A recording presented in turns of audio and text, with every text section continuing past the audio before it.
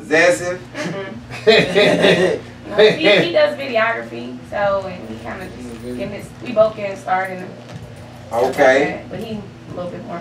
You talking about that on stage? No, you talking about a bunch of goofy No, shit. I'm talking about. Man, you talking about a bunch of goofy shit. I did talk. I mean, we comedy, right? I talk about Why the is real slicing shit. neck though? You doing a bunch of goofy shit. I talk about the real shit Man, too. I don't like This no- is like this is like a welcoming to the Houston comedy thing.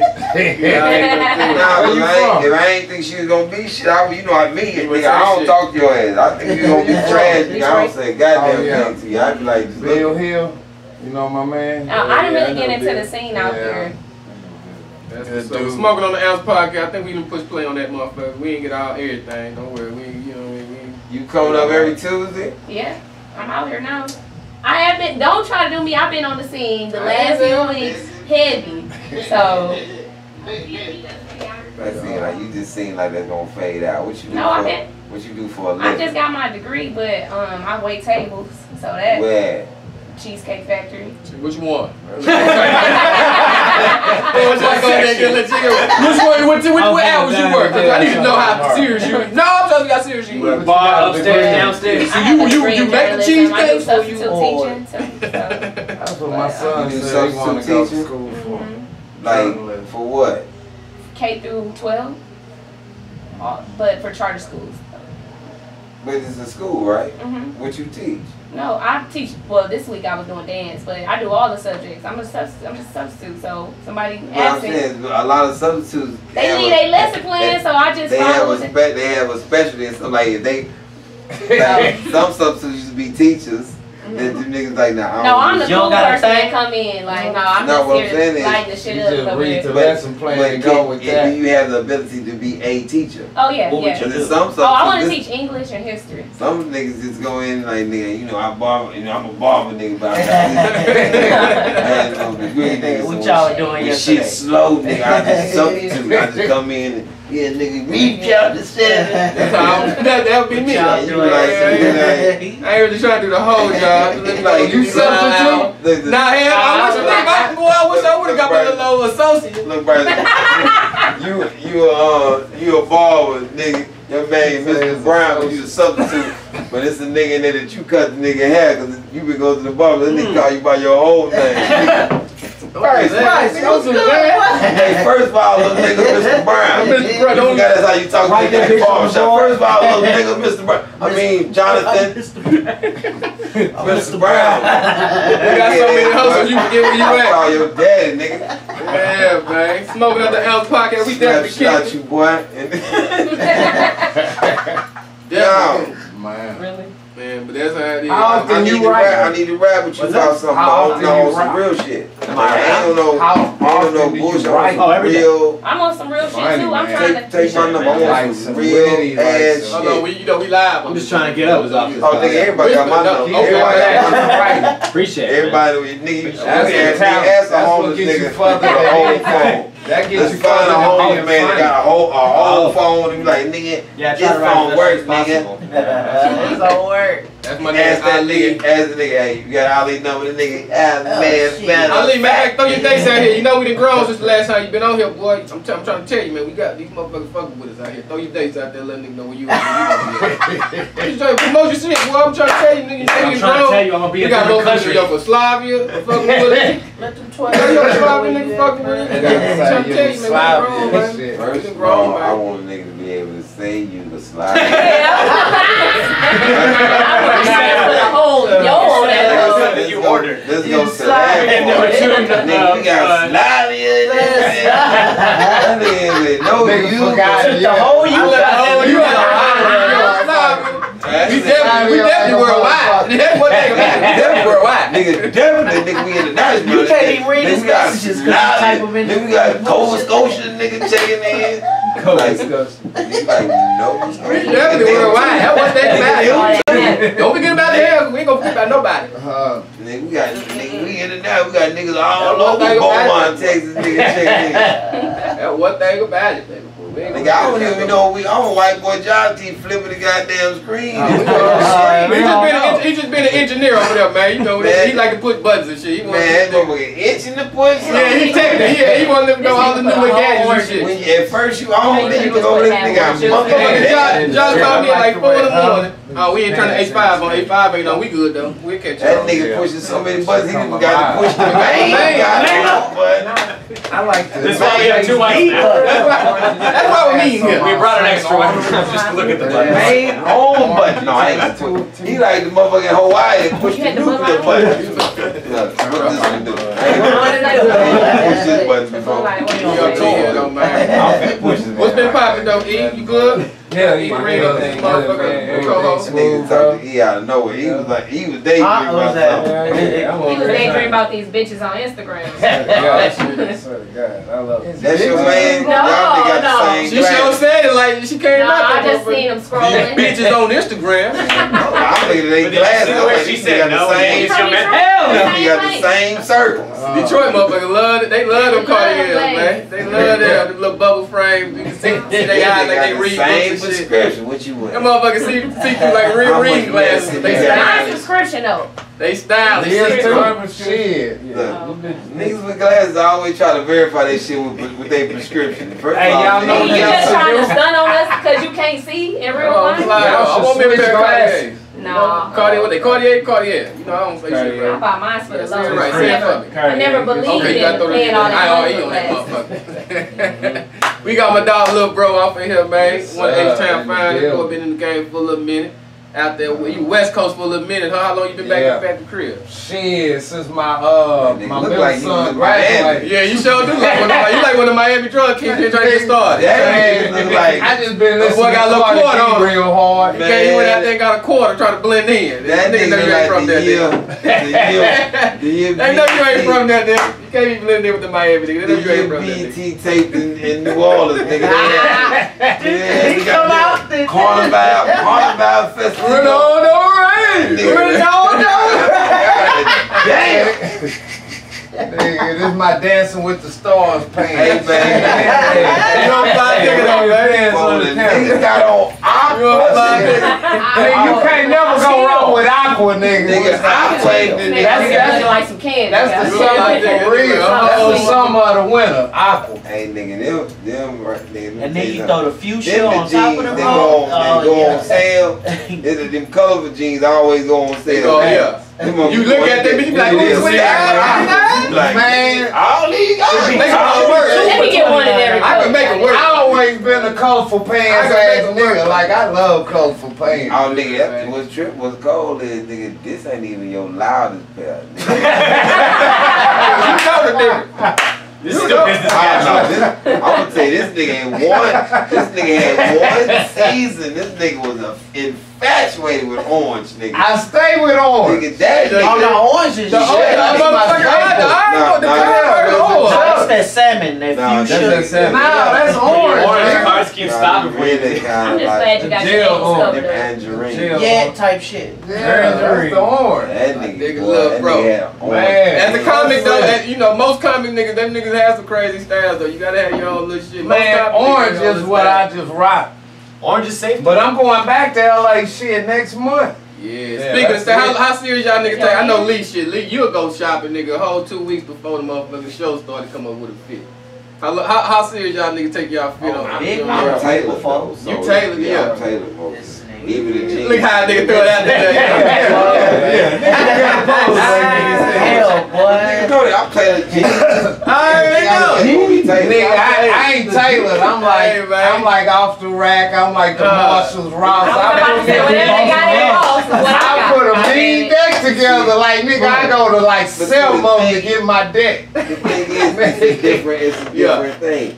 I grew up with a father who was Taylor. Taylor, man. So nigga, I've always been Taylor. It ain't got nothing to do with the stand up. It's just that I'm a little nigga, so I can't Shit, go yeah. just get no clothes. Oh no, I feel Because that. I nigga, definitely feel little it. niggas gotta make more money than other niggas because my For clothes sure. cost For more. sure. Because even if I buy, if you can go buy a pair of 75 jeans that fit you, nigga, I go buy them same 75 jeans. You gotta I gotta take them motherfuckers to my man, and that nigga gotta slim them hoes in some more. and them motherfuckers gotta come up to my size, cause ain't no, nigga, I'm a 31-30. Yeah. They don't make them. They don't make them like that. You know what though? You got My old jeans, man, he nigga. be doing the tailor. My old man could dress his ass. I always have, always did. I'm like not fashionable. Yeah, Like nigga, I used to mismatch, nigga. I used to goddamn fight colors and all that. I be like, long as that shit keep me warm, cause I'm anemic, nigga. Nigga, I always been a fan. I try to put. I'm one of them low key fashion motherfuckers. I have on some little jeans and some shit. I know you don't like Look at my feet though. Niggas always gonna be on some shit. I don't like this motherfucker. Nigga, I should have known from the ponytail you smoke like a motherfucker. I don't know what I was. This shirt say you smoke weed. Oh yeah, that's the Panama. He flew the plane. Your shirt match my pants. That one of them bad for real shirt. That motherfucker, he That one got of to them keep bad for real his shit like that, so he done blend in with the world. That's a iguana shirt. That motherfucker can stop anywhere. Conversation with millions. Hold on, what are we talking about? I Cars? don't even know he here. Rod, you the only white comic. So we look at white comics fashion. Y'all motherfuckers be real simple with the shit. You know, Do y'all take our fashion dads look serious? like shit. My dad looks like a manager for everyone's job. Like you said, simple. With those keys on your pants right there. Yeah, white comics come out there with motherfucker a little sweater, a little V-neck sweater, White some boys little don't aces give and a some little old jeans, little khakis.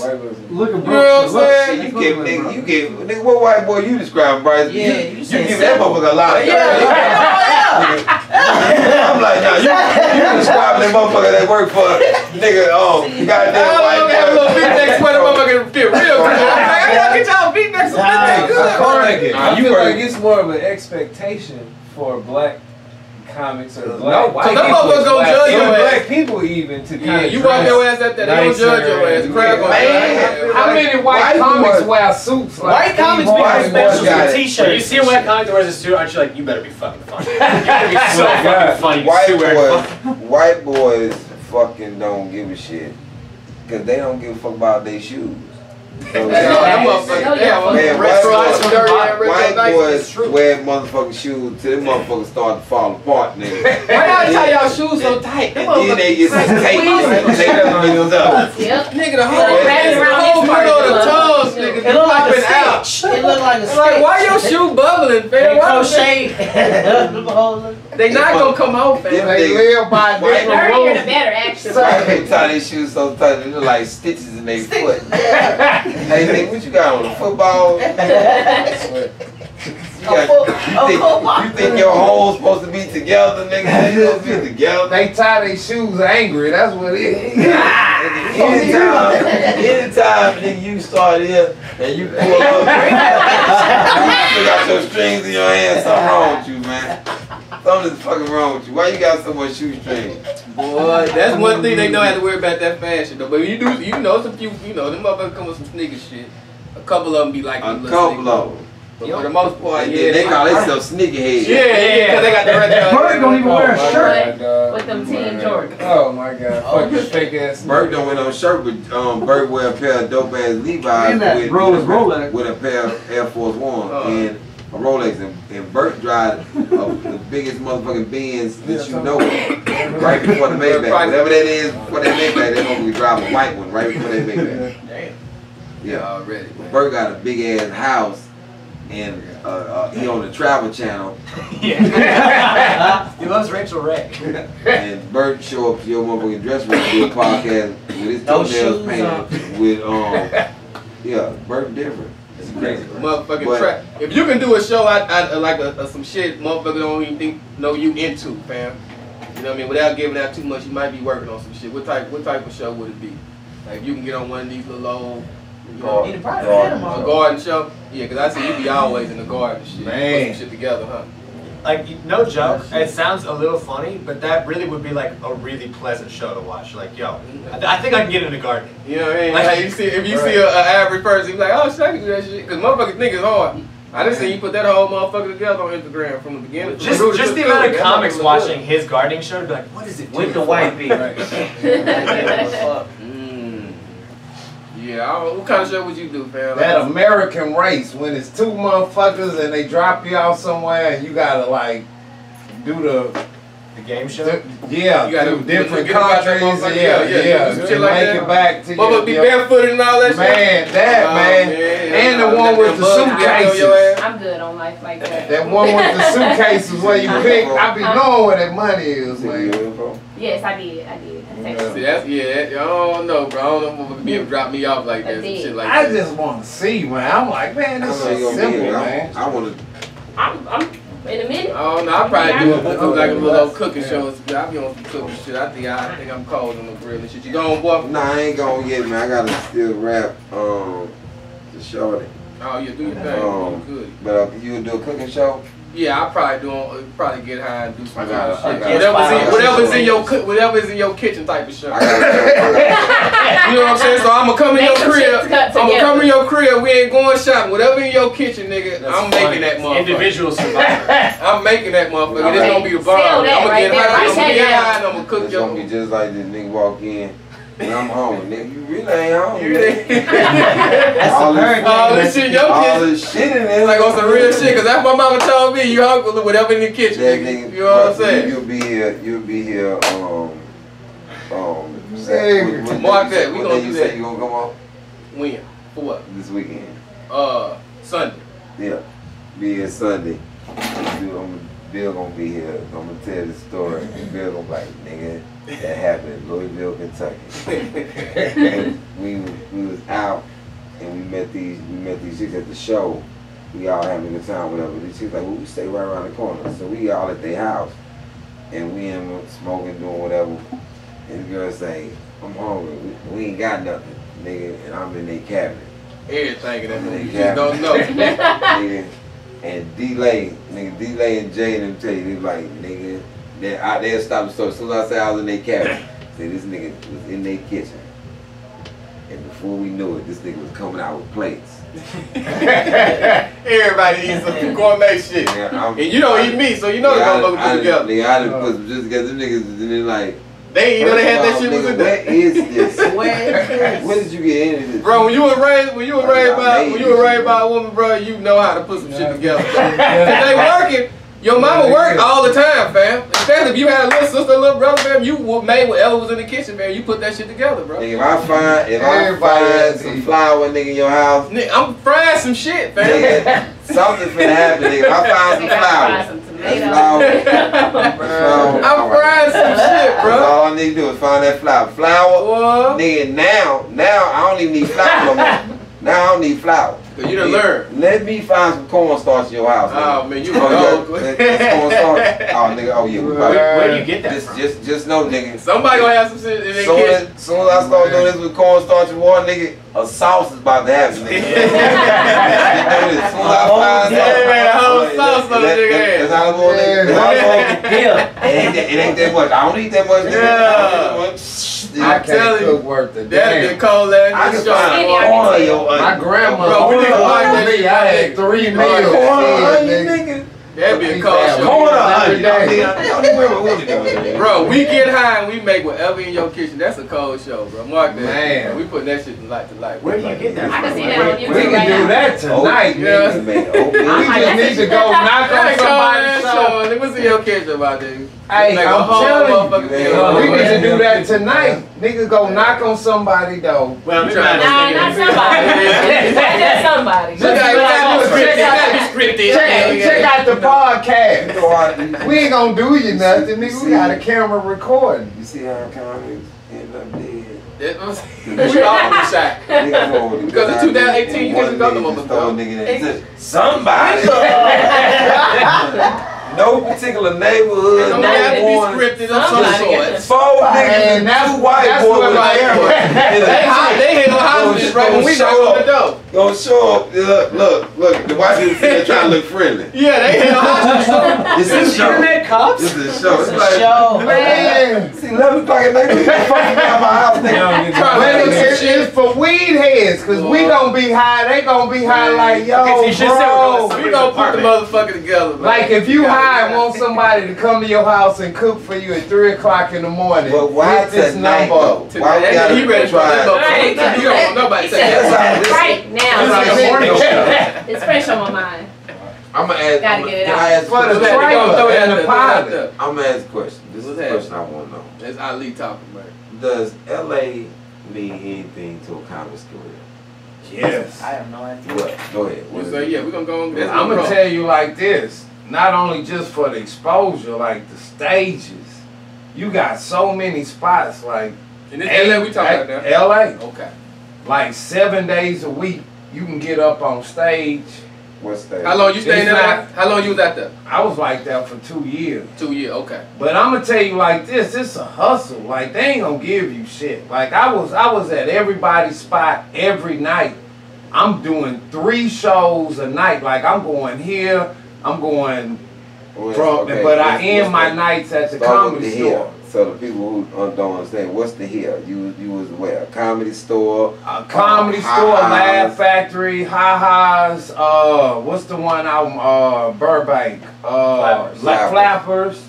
I was at Mavericks, man, shout out, cause if this go out, shout out to Michael Collier. He had a spot at Maverick. He used to always keep me booked, put a little pump of money in my pocket, like So Nate, so you sitting down here now, right? So ain't really what did LA? So what did? But I'm gonna say this. What did it do? I'm gonna say this about LA. If you're not really ready, then don't even waste your time but going. ready for what though? As far as your material, like if you don't have something that you selling people, like just being funny, just being funny. Like LA comics ain't funny though. No, really. But what I'm saying is, What I'm saying is, you only see like some of it. Like I was on a scene, like it's writers out there. Like it's different in going on stage and being funny and making people laugh. But it's a certain dialect and dialogue you use, words you use to tell a joke, to say certain things. Get what though? From you can like get writing credits. I knew a lot of dudes. Like I'm gonna tell you that show that started out with my man, with the roast show, Jeff Ross. Yeah. Jeff Ross. That started from a room in the belly room at the comedy store. I used to go every night, and they used to just y'all go. It really started with these 2 comics, Boo Capone and Scotty. They would roast each other in front of the comedy store. So then other comics would have beef or whatever, so they would bring them up and be like, y'all go up against each other, and we gonna solve, the whole crowd. That turned into a show. No. That didn't turn into a show because neither one of them people that is actually on the show. No, Brian, I'm telling you, Brian used to run that club. Brian worked at the club that hosts the show. But they didn't actually write the show. The show is Jeff Ross's show at this point. But Jeff was that. He used to hang out at the comedy store at night. So when they was doing this, like it grew bigger. Cause it used to be at 12 midnight. This is what I mean by the whole LA scene. So what did they get?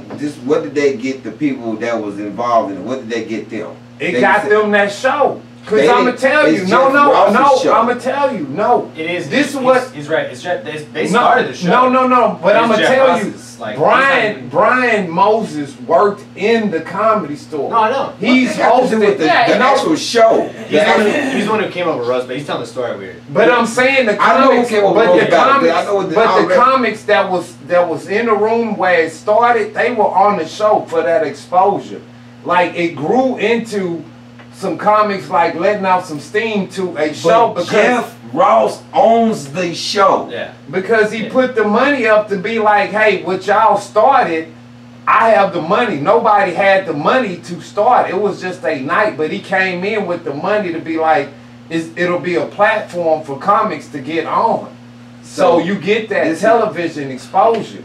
Well, the original point was what does LA do for you? But this is what I'm saying with LA. Well, not just that. So you were doing comedy in Houston. You were doing comedy in Houston how long before you went to LA? Man, I've been doing comedy 26 years. You made more bread here or in LA? I'm gonna be honest. This real talk, never even been about the money. Like I would do shows. It ain't never about the money, but at a certain point, it got at some point. Yeah, but I'm like this. You really not gonna make no money until you own what you do. So you can go travel, you can make some money here, but if you went to school and got a degree, you would make the same amount of money. You know what I'm saying? As a comic in the game trying to come up, get your shit out. Cause you don't own shit. I get it. You know what I'm saying? Bro. I don't know. I'm an executive producer. That's when you start talking money. When your name is executive Okay, what producer about on something. upcoming comics right now? Upcoming. LA, Okay, where but you this at? is what I'm saying. And Bill, where you at? You know, I cannot remember the comic that Bill, said this, but it was I on the say Bill, LA yeah. LA Podcast Festival. And he told the comic, there are no shortcuts in this game. I must be telling the truth because he sneaks.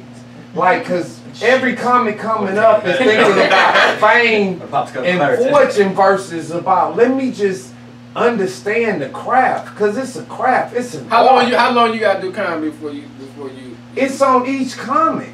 Like how much time you willing to put in. Like I put in, I never took a I'm break. saying I'd rather do comedy in Texas for 10 years and make bread and get better at the same time. But this then go to LA and still do all that shit for 7 years. Be a needle in the And not make no bread. But this is what I'm gonna say. But I'm gonna tell you And what pay for all happened. that rent. But I'm gonna tell you what happened because this is what y'all not thinking.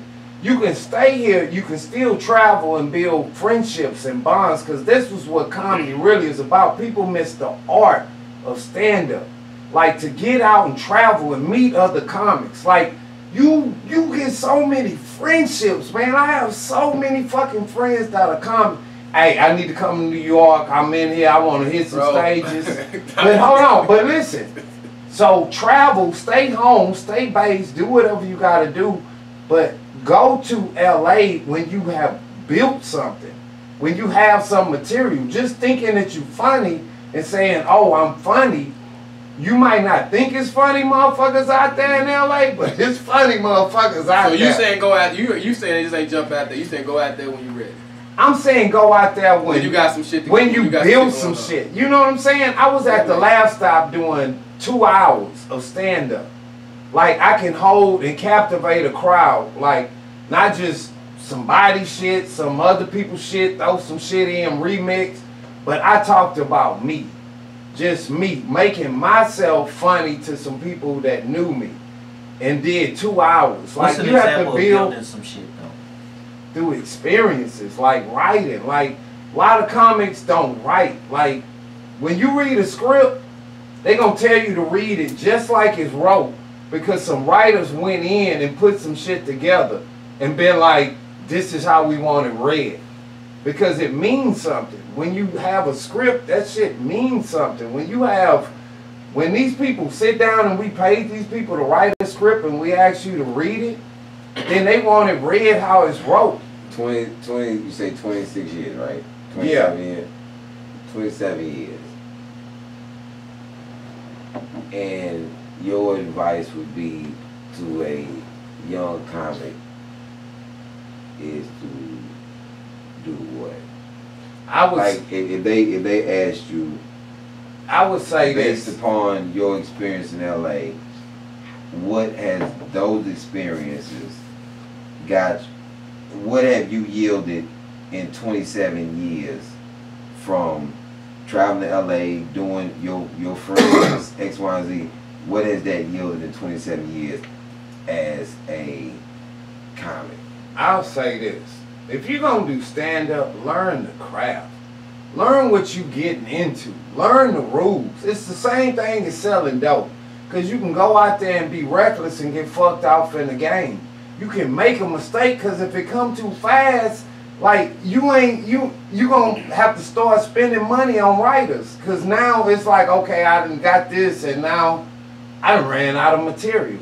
I can't, so I gotta pay somebody if I want to stay on top. You know what I'm saying? Understand the people that laid that foundation. Because too many people get up there and want that stage and that microphone chasing that big dream and that money, but don't want to perfect the craft. See and watch people stand up like Whoopi Goldberg and Richard Pryor and Paul Mooney, like these people that have paved the way of comedy. So you can understand actually what you're a part of. You know what I'm saying? You feel like in 27 years that like this newer generation, because this is and I'm asking this based upon this. Yeah. This is one I've only been scared in comedy once, and I only wanted somebody to do bad one time. And this was the first time I was ever at the Laugh Stop. And I got to the Laugh Stop and I was like number 35 on the list. And it was a dude that was 25. And he said, as he was talking, he said, I've been doing stand-up 25 years. And I remember thinking, I'm a student to this. I have no idea who this man is. And I'm hoping, well, hopefully he not funny. Because if he is, this is going to be a long road. Because he's on That's how I got up out of LA. He's on a list. Yeah. So, I'm sitting there, and I remember this. I remember Al Freeman walked in. Al Freeman saw me. He was like, hey, what's going on, Ali? I'm like, man, it's chilling on this list. He said, you on the list? I said, yeah, I'm number 35. At Just Joking would be no way in hell I'm on the list. And he's like, oh, they must don't know. So he's like, he walked over, I went next. And I destroyed that spot. And then I waited for that dude to go up 25. And he was fucking horrible. He was fucking horrible. And I was like, no wonder he's been doing it 25 years. And I don't know who the fuck he is. So I ask comics all the time, because a lot of older comics do this a lot of times. To younger comics, they throw around how much time they got. And then they throw around LA, or they throw around New York, and to solidify what they do. And then some motherfuckers start teaching classes and all type of shit. But then you think, it's so many comics and they young and they impressionable on what you say to them, and people think they time yielded in gives them the right one to disseminate information that's really not feasible to one, the generation, and two, actually what they have yielded. Me, I don't give two fucks about LA. It's never yielded nothing for me. No matter how much time I've put in out there, to the point that it's known that I don't give a fuck about LA, that comics, as soon as they see me in LA, they like, what you taping? They know that for a fact that I'm taping something. I'm not there for none of this fucking stage time. I'm not there for none of that shit. Because it does not yield anything for anyone. Because the people who make it out of there, motherfuckers who came there already stone cold from where they from. I got this free. Like, name a person, because watch this. One African American person from LA, that's from LA. That's a comic that's from LA is successful. One. Gerard's not from LA. He's from North Carolina. He's from North Carolina. But D.L. Hughley is the only person that's from LA. I thought you had started. That started doing stand-up in LA, that's from LA, never moved. Everybody else is an implant from somewhere else. The state, to get paid $15, $18 in a check when you doing mainstream rooms, to wait and get bumped and all that. In LA, where are the stages to grow a set in LA? But that's why I say you don't go to LA to grow a set. I moved out there, bro. I stayed out there. I did that shit. But you go to LA when you ready. Like you can't. Like I said, you got to question, why are you doing this? Because you might feel like my father. Okay, why are you doing it? 27 years, why are you doing it? I love it. I ain't gonna lie. I fell in love with comedy the first time I did what do it. you want? And what do you want to do? Like it's like somebody say, "Hey man, why you rap? Why you I'm rap?" telling you, Because I love it. I can tell you. I can explain this to you and rap it with a bow. Cause you know how many times I've been doing this. I started when I was in high school, 18 years old. A motherfucker be like, "Why you ain't made it yet? Why you ain't made?" Like they counting your money, or it's like, well, I was expecting you to be successful. One, I had 3 boys that I raised my kids, so all my kids are grown. But I grew my set. You know, I traveled all over the world. Like comedy has taken me so many places, and I done so much that I never thought I would do. Like I never, let me ask you this. just off of jokes. What do you do though? Because I get the sentiment. I understand like wanting like, yo, you can't, my people want to stay here. What do you do when the opportunities are minuscule compared to what they seem to be on the coast? What's the opportunity? That I'm trying to figure that. See, one thing, it's like this. Talking to me is different from talking to everybody else here. Yeah, I'm not comparing it. No. What I'm saying is this.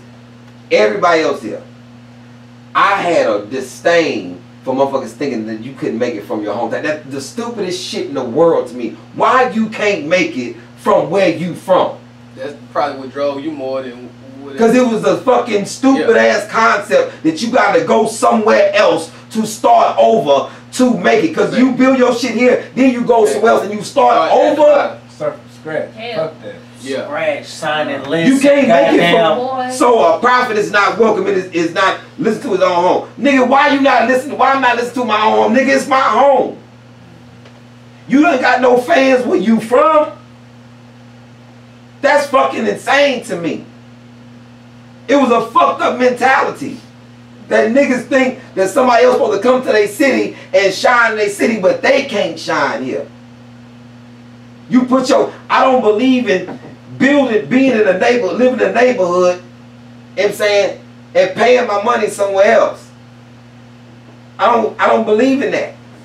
So if you from Houston and you started your stand-up here, you should be able to home from here. You should be able to say, you know something, I've been doing this and I can pack this place out from just the shit that I started doing here. How many years I've been doing it here. What's the fucking gold in this shit? When I started doing stand-up in Houston, I found that Houston comics had no motherfucking drive. Because they were still disagree with that. And people gonna disagree with it, but the proof is in the pudding. If you was there, you would see everybody that once again, when I started, I was here before that. I'm like Jay Lamont. I'm talking didn't about see no Thomas fucking Jay Lamont. Thomas Miles was doing plays. I'm talking about once again. Houston, but I'm saying I was there then. Once again, like, I'm talking about when I started. Derek Ellis. One motherfucker, Dez White, was on Comic View. It was no other Houston. That don't mean drive. It was no other comics on Comic View. If you put TV credits, am I gonna keep doing fucking dance floors and doing the Red Rooster, or I'm gonna try to put my fucking city on my back and become something and not fucking be looking at the other motherfuckers that became something? They come to my city and shine because motherfuckers became something. You know who started here and took the whole fucking city over? Bruce. Came here hosting Just Joking. He hate name dropping. Came here hosting Just Joking. And now he can come back this motherfucker and sell out from Monday to Monday. Been doing it for years. Let me tell you how many years he been doing it. The 20 years I've been doing motherfucking stand-up, I know he been doing it that long. Arnez J. People still fucking relish in Just Joking when Arnez J was the fucking host. Now, who hosted? Bruce, Arnez J, Mike Epps, Ricky Smiley, a lot of people. Motherfuckers from other places came here and shined. But they was doing it other places too. They didn't know him here though. But that's how you got to get out and But why don't the comics here be known? They stayed in their city and they branched out. So I ask comics here. Once you get an hour set though. And let me tell you something. But you got to get an hour set. Let me tell you support people that's not here. Look, I'm going to say this real quick. I know you going. I'm going to say this real quick. Somebody tagged me on Instagram about a crunk comedy show that they having with some sorry ass, well they was something, but they ain't shit now. I'm just saying that. And some comics that's not from here. It's like Donnell Rawlins, a couple other people. They tagged me in it. So they was like, what you think about this? I was like, well shit. I think it kind of sucked. You ain't put nobody local. You know what I'm saying? Like, it's a bunch of local talent here, and you know, you asking me what I feel about it. I'm a local comic too. Like, and then I tagged a couple comics or whatever that's from here, even. You know, like shit. All of these people, like, I tagged Keisha Hunt because she opened up for Donnell sometime. And then I seen recently in the last few weeks that same flyer, that same little promo video with Jeff Shelley on there now, and another dude. I know that damn Monty. I never seen him, but I know he from here. You know, or you know what I'm saying? But they do that a lot in Houston, bro. Like something like they come out here and put some shit on. They flock to the stuff that's hot elsewhere. I was just say, real talk, this coming from Lil Bro. I ain't never seen so many comics hate other comics. Like, it don't matter. Like, this is what I'm saying. Like, when you get in the game, I ain't gonna front. But what I'm saying,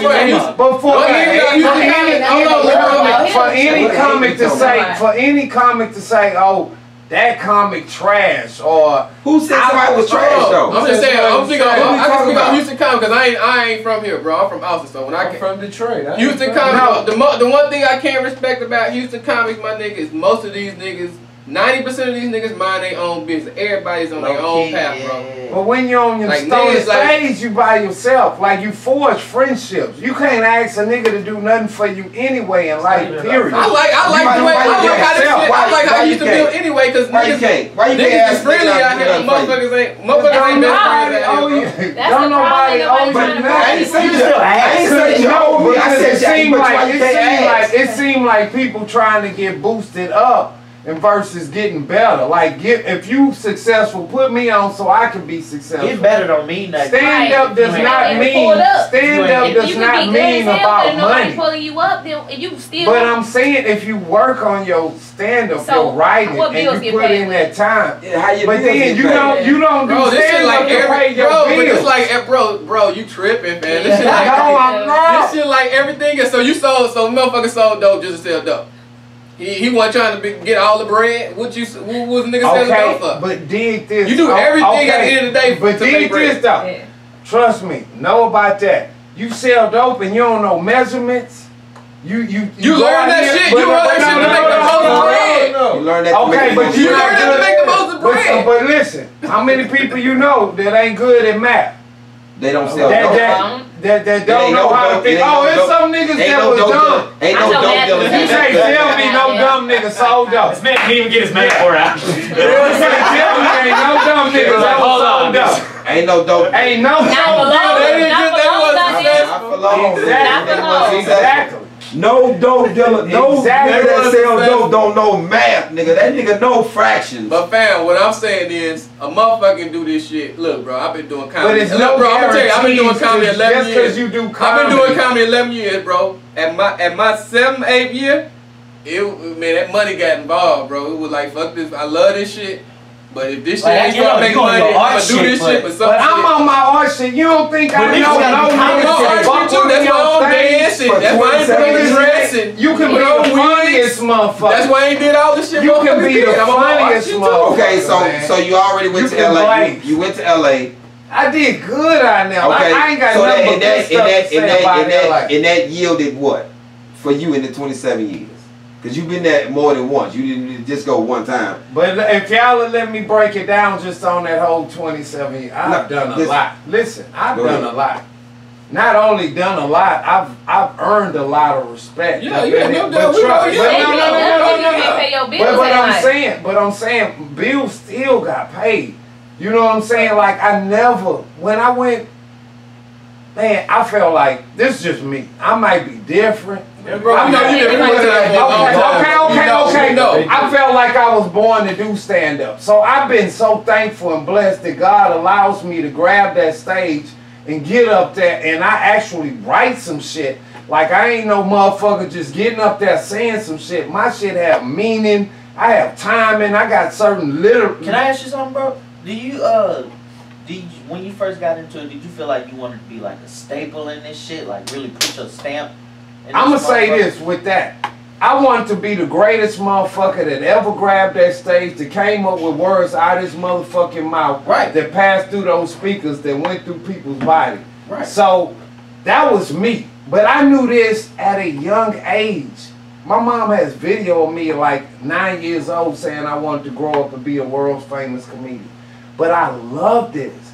I love hanging out with comedians. I love hanging. I've embraced that whole thing. Like I had 3 sons. So I stayed and was a father in their life, but I still could move around. But I still had to take them to baseball practice and the school events. Like I was a parent, but I had responsibility. I could have been just said, fuck my kids and move to LA. So you didn't do it full time? No, I did it full time. I never missed a day. I never took the longest break I took was to watch my middle son play baseball. What is full time? What is full time stand up music? This is what full time to me is. I'm going 7 days a week. I'm going to more than one spot a night. I'm going to everybody's spot. This is what full time means. This is what full time means. I came out of prison in 1997. I was working 2 jobs, 2 or 3 jobs up until 1999. Why? I run into Bruce in Atlanta at Laughpalooza. Doing taping Comic View. Bruce, I said, man, I'm thinking about quitting my job. Bruce says, don't quit your job until stand-up is making more money with you than your job, because you still got to eat. So now, I quit 1999. That's when I quit my job. I looked at a paycheck and said, you know something, I'm consistently making more money than this with words. So I quit both jobs. And then I realized in my house and realized, like, I actually ain't gotta go nowhere tomorrow, but I do got something to do, because I gotta make sure that I make this amount of money to take care of my career with these words that I'm doing with stand-up. So I asked, is full time to you if you doing it for the art? Because I've been doing it 20 years. The only reason I know that it's coming up on 20 years is because my daughter's about to be 20. I've had a baby for the whole time, and I worked a bunch of bullshit jobs because I was out of prison and nobody was hiring no convicts. I've been full-time 4 years because my baby fell, so I started full-time. I'm part-time because I'm childless. Yeah, man, it was stressful. I asked, because I got homeboys whose setbacks were, nigga, I had a job, I had to stay here, take care of my mama, X, Y, and Z. They don't say, and they've been doing stand-up for 25, 30 years. They've been doing stand-up for 25, 30 years. They do the disclaimer, but I ain't put everything into it because I had to do X, Y, and Z. I can't say that. So, I can't say that. So, in the course of, when did you quit your job and then you did it for just the craft? I'm gonna tell you like this. This is me and me quitting my job. I stopped working in 2006. You know what I'm saying? I just recently went to go work to put in, get some benefits for my kids as far as health benefits and all that shit. For my youngest son that just graduated. But I'm 7 days a week. Anybody that had a stage, not just in Houston, like from Beaumont, I would drive from Houston to South Carolina to do the Funny House. like, I would get out on the road, but I love doing that. Like, when it wasn't my weekend to have my kids, I was breaking bread, but I wasn't chasing money. Like, when you chase money in this game, like, I feel you, like, it's no badge in I ain't working and I'm doing comedy full time to earn money, and you're not getting any better. Like, what you asking people in America. How you not gonna get better if, because you know the better you get, the more money you can command. But then this is how I ask you to answer that question. How do you get better if it's just that simple and anybody could do it? Because if it was a formula to it, hold on. If it was a formula to it, everybody in the room would be rich and successful. But you have to understand, you may not possess the look that people are going for. So you have to build a fan base. The road ain't got So you have to, well, I'm saying you have to build a fan base nonetheless. Everything that you're doing with stand-up has nothing to do with anybody else, because it's only you on that stage and that audience. So if people don't have to book you on the show, you know what I'm saying? When you put your name and your name only on that flyer and people come out, they come out to see you because you have something to offer them for an hour. You know what I'm saying? Of some, I'm the last motherfucker you gonna see on this stage. Until you can say, hey, after everybody go up, I'm gonna grab the mic and I'm gonna shut this motherfucker down. Nobody can come up here and let somebody try. But once you get to that point, you ain't been pulled up yet. But it's 7 days a week. I would go to the Laugh Stop. I'm gonna tell you like this. I was the only black comic really, besides I was going to every spot. White rooms, black rooms, Latino rooms, all Mexicans. I used to go with Derek Ellis to Alabama and Mississippi, where there was no black people in the crowd, and there was a redneck country music place. Like, I done worked every hard room you can imagine. Capone had a room up in the Bronx. You know what I'm saying? With a stage. If you was doing a special, who would you call to help with your special? If you was doing it, man. See, I'm on some different shit now. Okay, this is okay. I'm on some Paul Mooney. Like, how is that different if you just say you on some Paul Mooney? That's not. But what I'm saying, I'm on some Paul Mooney, Dick Gregory. I'm on some Lenny Bruce. I'm on some like. But who would you ask to help you with a special? I said Paul Mooney. I would just go Paul Mooney. You would call Paul Mooney to help you with your special. Oh. Like right if I had a special right now, my special already written. He's asking you what person, what guy, what agent, what compass. You gotta make a phone call, right? Like writers or money people. Like who do you know that would help you? Like you. I ain't worried about it. You getting ready to do a special. Like if I needed money? No, you getting ready to do a special. Okay. You haven't done a special before. Yeah. You done a special. Yeah. What was it on? It was mine. I did at the Laugh Stop, the 2 hours. No, you just recorded it. Your stand-up. That's not a special. You gotta sell it, and then it's a special. Well, yeah, it's gonna be in the process, but you still gotta be. We're getting in the process. Laugh Stop closed before it's born. What are you talking about? But I'm saying you still gotta be able to perform.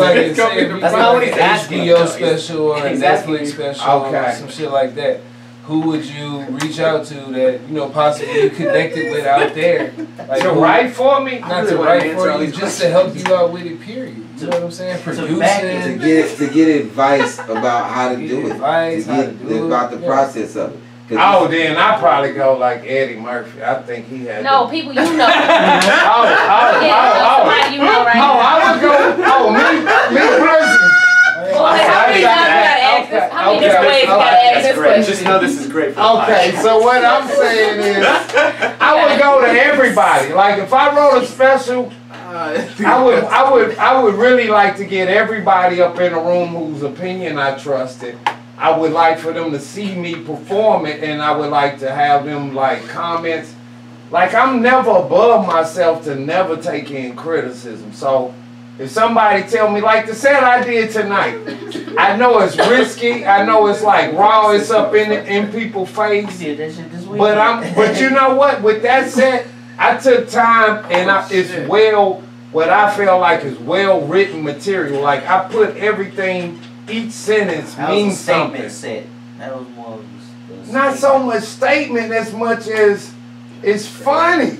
Like maybe it might be a little dark, it might be a little tough to chew. But I'm like, I don't want to be like everybody else that's on they just funny, just being funny. But like, let's talk about some real shit, but still laugh at it. What real shit you feel like you talking about right now? Like just the subject, like the topic. What's the real topic that you talking about right now? What's the just point the that you racism that it, racism. Okay, it doesn't exist. Racism doesn't exist. That's the real shit that you're saying. That's Real what shit. you really believe. No, that's what I'm saying. The statement is okay, like okay. racism exists, but nobody. It's like you can't talk about it in no kind of form, because no matter what form you talk about it in, it's shot down. It's talked about. They keep coming to the flag, but they not talking about why this dude even taking a knee, because black people are innocently being killed. So nobody else is talking about that. No, I'm not saying nobody else is talking about that. That's what I'm choosing to talk about as being funny. That's the real shit. As far as my humor. Exactly. So did you watch DL's new special on no, I didn't Netflix? see that. Well, that's on there. So the niggas will be doing. No, I never watched nobody else. That's why a lot of niggas be doing other shit that niggas is making that already. So hold on. What did DL do? What he do? Something I said? Exactly what you just said. That exact topic. What you just said. Not the topic. The exact words. They don't gotta be the flag. But you can't talk. Come on. The flag for anybody. The flag. This is the thing.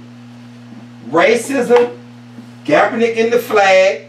What the man stood for. DL just broke that down in his special. So because DL said that nobody else in comedy can ever speak those words?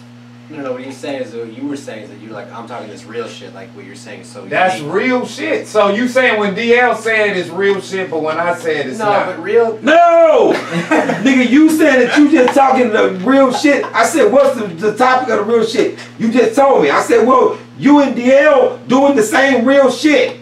But he just got paid. I don't know what that number was on Netflix for the real shit.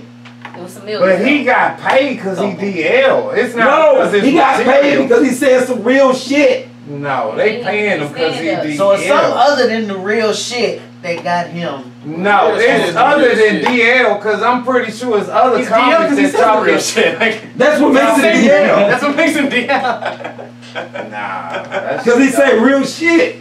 At the end of the day, I think Bill Maher's new special is a bunch of real shit. So everybody saying real shit. Goddamn, we ain't saying no fake shit. What's fake shit?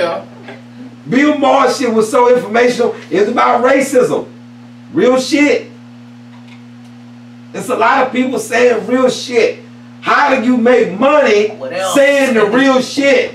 But that's what I'm saying. Y'all keep trying to put this. What I'm. You saying we shouldn't be monetized? So it's so why there's no formula to this shit. I don't care what it is a formula. How you the only one? No, it's not no formula to it. So how do I have a special? How do I have a special from saying real shit? Two of them in an album, a network saying real shit. How's that a formula? How many niggas got specials? Exactly. They give specials. You have to put in the work. You just can't walk up. From the ones I got 2 Comedy Central specials and an album of Comedy Central. How did put in no work? Didn't you go to clubs every day? Didn't you hit open mics? So you didn't just show, you just showed up and you was like, nigga, I'm Ali. No. Give me some motherfucking specials. There's a miscommunication here. Yeah, it really is. No, it's not a miscommunication. It's a process. You said 2 things. You said no, it's a process. What he's not explaining to you is skipping the process. Everybody that has a special went through a process. Right. Everybody had to write jokes. They had to get in front of people and says, this is what works. This is what builds up to a special. You have to write the material that builds up to a special. Sure. You just don't wake up in the morning and say, you know what, I'm going to put on a special and then these white folks going to put it on Comedy Central. What Ali is not telling you is other people in his behalf. He did not just get his special on his own. He has people speaking for him. He had people getting him. So you went to Comedy Central was like, yo, I want to do a special, and this is what we gonna do. People talking to other people. I'm right here. I can tell you the actual process. Tell them the process. That what you saying wasn't my process. But tell them your process to get a special. One, I knew that I was going to establish myself in this city. I established myself being a humorous person first. I had always been writing. I didn't go to a bunch of different spots. I honed my skills, and when I started at Just Joking, and I was there, then I was there.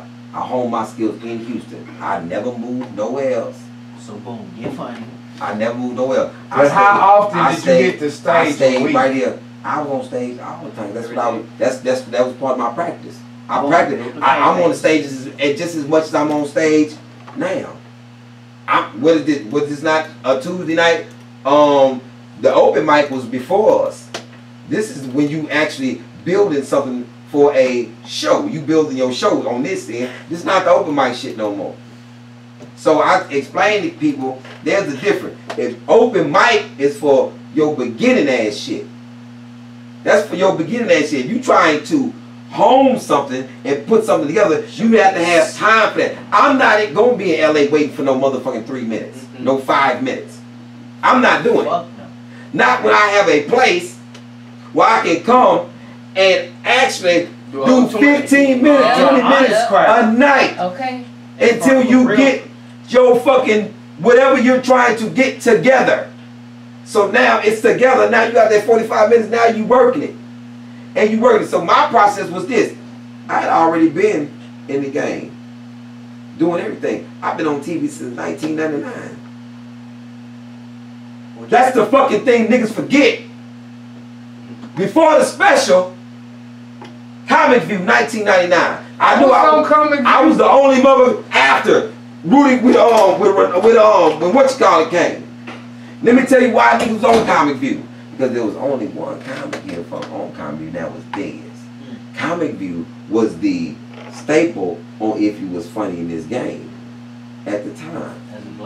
So you was trying to get on Comic View.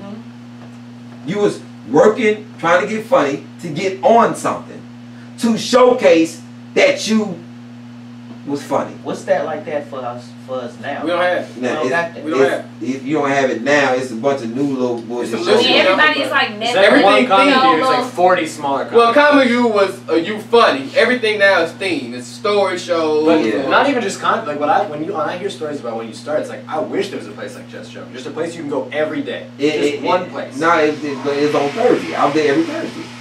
Oh, it didn't have like you were. No, you did Thursday. Then they had the weekend, but I had Thursday. But Tuesdays. This is just like what Just Joke was. That's why I always had a night somewhere. So when I got into the game, there was only one comic in this whole entire city that was on Comic View. That was Dez.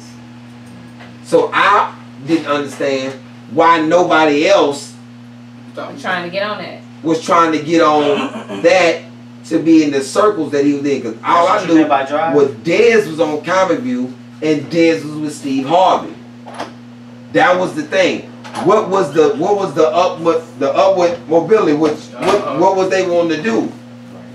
Because it was like these spots were the go-to spots, but Dez was on Comic View. And see, before I went to jail, I always wanted to be on Def Jam. So the funniest motherfuckers was on Def Jam. So you had to, it was a destination of where you wanted to display how funny you were. And see, now, on top of that,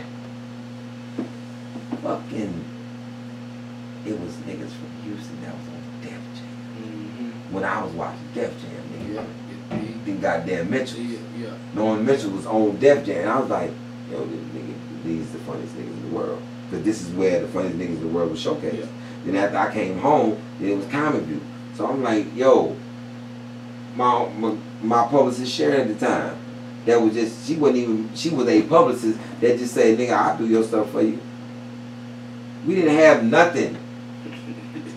We was working in the office. And I got the set, nigga said, man, send your tape in, man. You got send your tape in.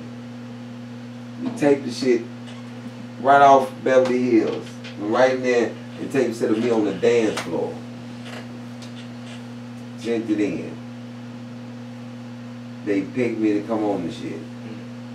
That was the first year that they was paying $1,000. Before that, they was motherfuckers had to pay for everything they sell. It was the first year. It was in Atlanta.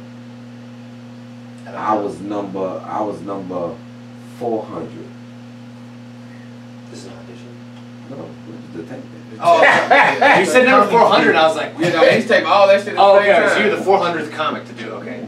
I'm 400 comics in that tape in that season on that season. I take 400, 100. And I was just like, I've been sitting in the room my whole day. Like I didn't go on to like the fourth show. But I didn't go on to like the fourth show for that day. You realize all that process. And this was after Bruce, Jamario. All Atlanta niggas was on one show. And that was the hottest show then. It was my show now. I take like 1 in the morning. I had been in a fucking room since 5.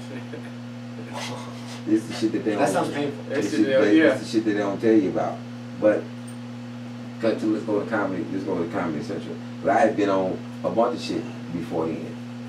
So I've been on Comedy View 4 times. Before Rushion McDonald brought it to Houston, I was already on there 2 seasons before that. Because Dez White was on there.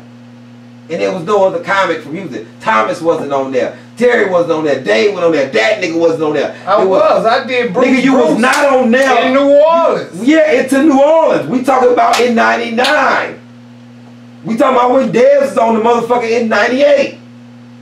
When DL started hosting the shit, Lester Berry and all the niggas, there was no Houston nigga on there. Not Derek Ellis, none of that, because Derek Ellis had got booed at the fucking Apollo in the Houston comic, in the world of comedy. One had been on there. One had already been out. One had not been on comedy. Yeah, he had, Ali. I was there, nigga. They used to, first of all, you was probably still locked up. They used to send in clips, nigga. Dez White nigga used was to the send only in one from clips. Houston. They used to show Comic View on clips. Jay Lamont was on there, no doubt. After Dez, who was the host when Jam and Jay Lamont was on there? No, I'm asking, who was the host when Jam and Jay Lamont was on there? You'd have to ask him. I only keep up with my date that I hope. Who was the host? Bruce, right? No, Jay had did this. He went out to California. No, I'm talking about who was the host when you was on there? Bruce, right? Bruce you take the New Orleans. I don't remember what year. I don't keep up with shit like that. You don't remember the year you on TV? Right. Man, I know the year. I did that 15 times. Shit, I did Jamie Foxx. I was on Comedy Central. I don't know what year I What take. Jamie Foxx had on Comedy Jeff Palooza wasn't on Comedy Central. Yeah, he did. America's Most Funniest, Volume 4. In 06. 06. That wasn't Laughing-Palooza. Was it? It's America's Funniest, Most Funniest, but I got it from. It's America's Funniest, Volume 4. But I come from the Laughing-Palooza. I did it Montreal. I did the festivals. I did all of that. Like you did New Faces in Montreal. Yeah, New Faces at the And you didn't get representation from New Faces. What happened? I had representation. I got representation from when I won Houston's Funniest. And I believe people be talking about that Houston Funniest shit, man. That shit changed my life. I met Colleen from HBO, Allison from Comedy Central. Like, I had people's numbers and people before. All them shit should have asked since the year I fucking started. Because they always did this shit. They never fucking invited me to the shit. And they always had the shit when I was gone. I worked the white clubs. A lot of black comedians stayed away from white clubs. Like, I was mainstream. They did black and white. I'm more mainstream. I was at the last stop, nigga. None of you niggas was ever to be found. Then niggas found out I started getting opportunities and I still never came up there. I started seeing niggas show up to the last stop. Who you saw come over there? I saw you over there. Like, everybody started coming on. Ali, I was there, man. Like, I was there when they... We did not ever perform at the last stop. You was coming on the open mic. I never even did a fucking open mic but one time. Ali, you didn't come in the Laugh Stop. When you came in there, because I saw you. I was there that night. You came in. And I performed. You was trying to go up on stage. When? Ali, when you came to the last Who was there when I would try to ever have to go up on something? Me. That's when Pete was running and was off of West Gray. Get these angles back. Are you insane? Are you insane? We're missing out. Ali, so you never saw me at the last stop. When I came over there for something for Dave, I never tried to perform. What are you talking about? I seen you over there a couple of times. Just as I came over there to see somebody perform, I never tried to go more up. than once. Y'all niggas went performing more than once. But I had been over there doing, like I said. Watch this. We can ask Janice because Janice worked there. Yeah, you worked there. But Janice wasn't working on Ali has never tried to be booked at the motherfucking last stop ever. Because let me tell you something. Anyway, I was at the last stop. Because Pete, I hit everybody wrong. I hit everybody wrong. This fucking clown shit. The year I vouched for Hypno Bro to get on the Tom Joyner crew. That's how y'all. I vouched for this nigga to get on. Then he asked him, we can call Christian Hall. Hey, Ali, what you think about me getting Ali to come headline at Twitch? And Hypno Bro talking about, I never seen him do a white room. This is after I vouched for this motherfucker and never saw him do hypnosis to get on the Tom Joyner cruise. That's why I never spoke to that motherfucker ever again after that. I never spoke to him again. Because I asked you a month ago, I was like, you ever fuck with the last stop? Last stop when it was the fucking last spot when it was on Wall, whatever the shit. I showed up one motherfucking time, stand up for fucking diversity. I showed up because I came from out of town and everybody in fucking Houston was lining up down the steps, and I remember walking up and saying, "Oh, y'all niggas don't have a fucking competition now, show me," and then I went and won the motherfucker. Because they didn't want to tell me the shit was there. Yeah. Also, the lineage of me, I came from just joking. I don't never wanted none of them other clubs because it wasn't about the club. It's like when I came to Austin for the fucking Comedy Central thing. Were they supposed to be against me because I'm not from Austin? This is a fucking comedy competition for Comedy Central. It ain't about where you from. Everybody fucking got clapped for besides me in the front room. Motherfuckers clapped for everybody. I went up. I don't give a fuck about you not clapping for me because it's for the camera back there. So then I went, because I went just like this. I won in Houston, the Comedy Central thing. Then I went to Austin, I won. Then I went to Chicago, then I won. And then I went to New York and I won. Then I won the final. Getting back to my story. Then with that, in the win for Comedy Central, you get an album, you get a check, and you get to pick a show. You get a TV appearance on one of their networks. They offered me a show, and then I turned it down. I said, "No, I don't want this show." Then I got This Is Not Happening. Ari didn't really want me on this show because we say the story all the time. He said I didn't want him on the show. Then I did my story became his favorite story. Then they invited me back again. Then after I did Ari's show, they invited me and said, "Hey, after you did that story, come do a half-hour special." They asked me. Wasn't nobody fucking talking for me. So you had to win competition. So how often I won a competition. And you went to Austin and you went back and won Chicago. After doing stand, I'd already been doing it. I know, it was that's different how you got levels. it special. It was no. That's how I got the album and invited to a show. That was his foot in the door. That was my foot in the door. So then when I got that, I did Ari's show. My shit was still on Ari. Then they asked me to do Ari again. Then after I did Ari again, then they asked me to do a half-hour special. I did a half-hour special with 15 other motherfucking comics. Mine aired. Then they called me and asked me to do an hour special. Not everybody. Me. Because they say, "No, you got the material because we just watched you do X, Y, and Z, and then your album, just your album alone, you sent in 6 hours of fucking material for just your album doing an hour. And we engineered your album, so we know when we taped your album, nigga, we was there when you taped your album because you taped it in Houston. You was funny enough that we said, he said he want to do it in Houston, he don't want to do nowhere else. Do it here. That was Damaged Goods? Damaged Goods was taped here. The half hour was taped in New Orleans. The full hour was taped in Austin. So I don't understand how comics that's been in this game a long time, and I already know me. I got legitimate network specials.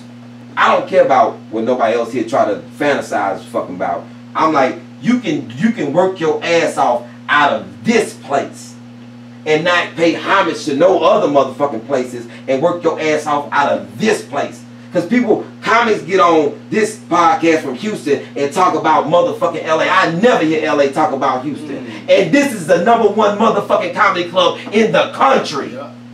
This is where everybody want to play because this is where the bread is. #1 in the country. And you can go through any fucking improv in the country. If you do well at this motherfucker, you'll get the rest of them. Because this is the fucking stomping ground. Chingo told me firsthand. Bruce tell he can't wait to get back in this one. Everybody will tell you the same thing. Bill Bellamy, D.L. Hughley, Bill Burr, any motherfucker that's real to say, hey man, the best comedy club in the fucking country is Houston. Next, DC Improv. Yes, sir. Next is the fucking DC Improv. Because they show up in droves for comedy. I put 10 on that one. You know what I'm saying? I got that DC a motherfucker. Bro. So the thing is, how do you get there? Motherfuckers that tell somebody all this other shit, this nigga been there. How do you get to doing what you doing right now? Stay down, you'll see. You gotta get somewhere and you got to hone your craft. Yep. And then you branch out. But you hone your craft at your home. That's why it's called homing your craft. You don't get good and then go somewhere and fucking start over. And the smart thing about it, shit, I really just went next door with my shit, so I really touched 2 markets at one time. I'm in Austin and Houston at the same time. So I really just doubled up on the nigga, because I can go back home and do good out that motherfucker, like I'm still there. And then how you... And then Houston shows up all the time. Then how you eat, you'll be able to go home. No matter what happened, you'll be able to go home. And then when you be able to go home, you have a home. LA is not a home for comics. It's where I stay at. I live here, but this is not my home. That real shit. It's like getting called Margie and Raymond at the same time. If you live here and you start here, you should be able to eat from here. Right. You should be able to say, you know something? I'm doing the show. In that fucking room, people come in there. Whether it's 100 people, 75 people, the niggas 75 people at $20, niggas, you still eating. Oh, let me tell you. Let me tell you. Don't look at the size of the room. The thing is, people say, oh, everybody want to sell out, but what you actually want is bodies in the door. That's gonna come. Because when I started, all I wanted people to see me bodies. So, do you stay in the same grind? Or how do you develop out of this?